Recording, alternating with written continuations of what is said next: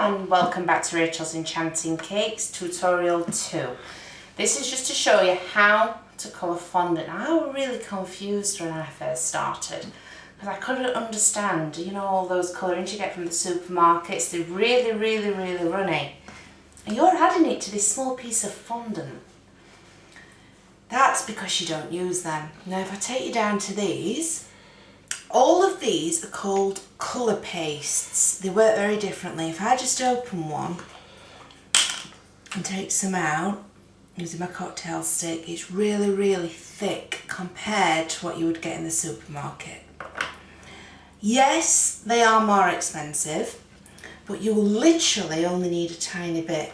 They come in a wide range of colours. These ones are by Wilton, which is an American company.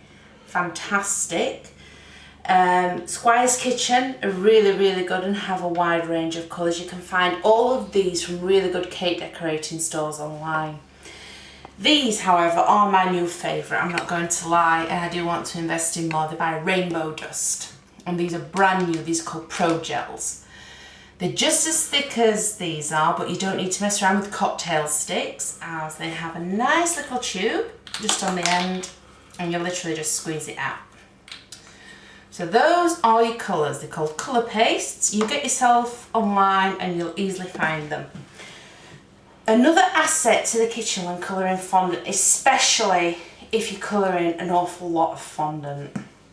Trex vegetable fat. You can't go wrong. If your fondant ever goes dry, add some Trex. The fondant soaks it up and it will work wonderfully. Same with gum paste. We'll do that later on. So what I'm going to do, I'm only colouring a little bit, but if I was colouring a lot and it was going to be dark blue, this fondant is going to get sticky and harder to work with, which is why I always use a little bit of Trex. So let's just pretend I'm colouring a lot. I rub that into my hands, because this is a messy job as well. You can wear gloves. You just literally put your cocktail stick on like that. And this is where it gets really messy. I can imagine when you're making black fondant and red, those are the worst colours in fondant to work with. And you literally just need it. Because it's getting more sticky, I'm going to put on more Trex. And you just do this over and over again. Now when you're making black fondant, I'm actually going to do a separate tutorial on that because I have found a little secret.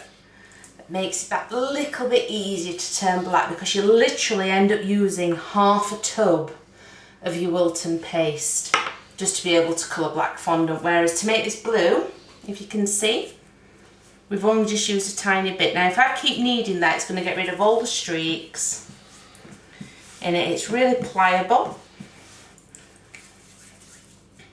and you've got a beautiful blue fondant, all homemade, instead of having to go out and buy them. That is literally all you need. So these colours may cost a bit to invest in. They're roughly about £3 each.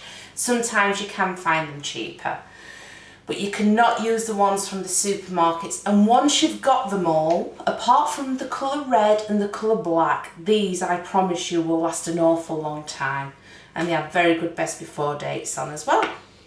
So now you can make and colour your own fondant.